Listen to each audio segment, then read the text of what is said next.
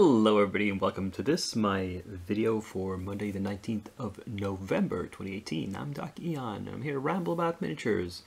And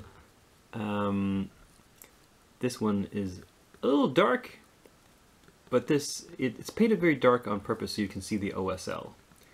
And the OSL in some cases might seem a little bit overdone, but when you zoom out, so to speak, when you look at it from a distance, I promise it looks better. This is the, I think it's called the Thief of Hearts from Dark Sword Miniatures, and I was painting this as part of that project where I'm following one of the DVD sets from Dark Sword, in this case the Marika Reimer one, and just sort of following along and trying to copy the techniques that are taught there. And this one, yeah, it's okay. I mean, it's not like Marika Reimer quality, of course. I'm not up there. I suppose it could be if I took the same amount of time, but as you know, I'm not really a display painter. I'm not a competition painter. I'm a gaming painter, role-playing gaming specifically these days. Don't get to play much miniatures games, and so I paint for the tabletop and you know, high tabletop quality. Sort of, maybe you could call it low-end display. Yeah, but I feel reasonably happy that I got this one done, and I did get one other miniature done, or, well, depends on how you look at it. It's this one. Let's see if we can, I'm going to try to, there, we refocused. So this is the Undead Chariot, and as I mentioned, I placed one of the figures on the base, walking beside the chariot, and I chose the one that had the biggest footprint, that took the most room to do that with, the standard bearer. Again, we have somebody blowing a horn with no lungs, which is kind of odd. For the standard, I started trying to draw some sort of device, but I don't know. I could not come up with anything that looked good, just like a simple device, and so I started, well, maybe I put lettering on it, and then that turned into some sort of weird runic symbols. So it's, I don't know, maybe it's a mess, but this was what struck me in the moment. And then we have, you know, the skeleton horses and the chariot itself. We have the charioteer. We have the, you know, I would have liked, okay, I've managed to bend the spear there. I can fix that. I would have liked to have the leader standing on the other side, but it just wouldn't. I mean, standing on. Oops, I shouldn't hit this because it might break because the waist is so thin. Anyway, if he'd been standing on this side, you'd have seen more of his armor more easily.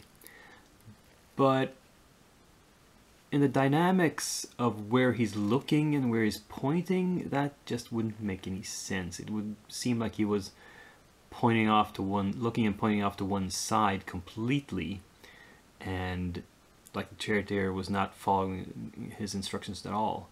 And the charioteer has to stand where he's standing. There's no option. He has to be looking forward. If he had been angled, if he had been standing and angled along this side, trust me, it would have looked really, really odd.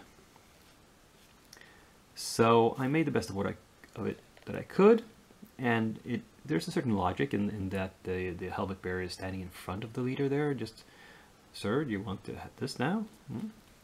And he's pointing at, he's looking forward when he's pointing at a slight angle, sort of forward, and so you might think that the chariot, he's giving instructions to the chariot to turn soon.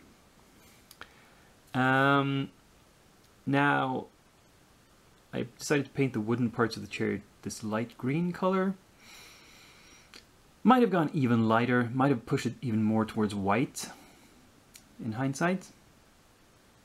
That might have looked better, considering there's quite a lot of, I put down quite a lot of green and various grasses on the base. Well, but it's okay.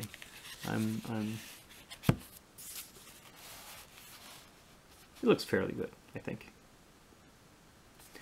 Yeah. Anyway, that puts the last of those Halloween projects to rest. It's time to move on to works in progress. Here we have the Eternal Champion figures. Compared to last week, they've been primed and base coated, or rather undercoated in a number of places. Like I've blacked out all the places that there will be metal, which on Hawkmoon here is quite a lot. On Corm somewhat less, and so forth, and also just some preliminary undercoats on the bases. And yeah, there's not a whole lot to say about these actually. We'll see how they progress. And here's all the rats. The bigger ones are on bigger holders like this. They've been based, primed, and I've slopped down an undercoat on the bases. Just that, and you can see there's a sort of zenithal primer job here where they're lighter on top. And yeah, I suspect these will be fun and easy to paint because, you know, they're just little beasties. And they'll probably get done rather quickly. But we'll see.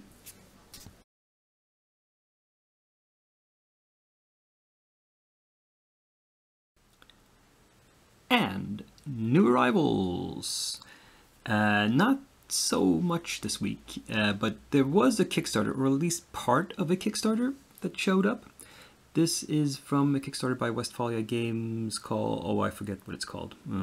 It was for like a bunch of, a sort of mixed bag of new minis they wanted to produce, and you could just sort of pick and choose between each of what you wanted, and you just pledged a lump sum, and then you decided exactly which models you were actually interested in backer kit, if you know what that is. If you don't, well, never mind. Anyway, what arrived here was a partial delivery, and this is because they messed up, or rather, they say they experienced technical difficulties with backer kit in that the transfer of information was incomplete. So what I got here was one miniature that I ordered, which is this creepy tree with a lot of different branches going out from it.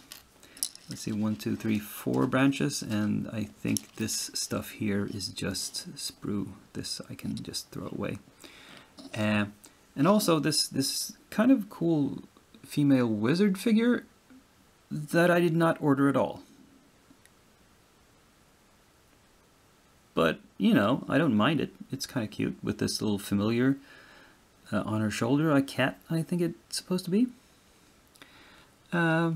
So, yeah, you know, if they want to send me free figs, fine. However, there's 3 other minis missing that I did order.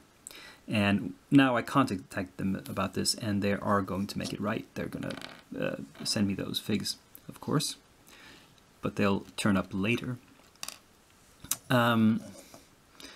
So what shall I do? Shall I start painting these? Well, why not? I've started this principle of as soon as I get new minis, start prepping them and put them in the painting queue, so I don't dither and dilly-dally and just throw it in a pile and forget about them. That's usually a bad idea. And it encourages me to cut out the behavior I've had in the past of buying stuff simply because, oh, I can use this sometime down the line. Because, you know, that never happens. I just put it away and forget about it. So I have to start trying to get into the principle of only buying stuff I actually want to paint immediately and have an immediate use for. That's going to be hard. That's going to be hard. I don't know if I can keep it up. You know, there will be distractions and things that tempt me away from those principles, but we'll see. We'll see. Anyway, this was a video for this week. It was hopefully instructional or amusing or, you know, something. And I will keep on painting, keep on trucking, and be back next Monday for more show and tell.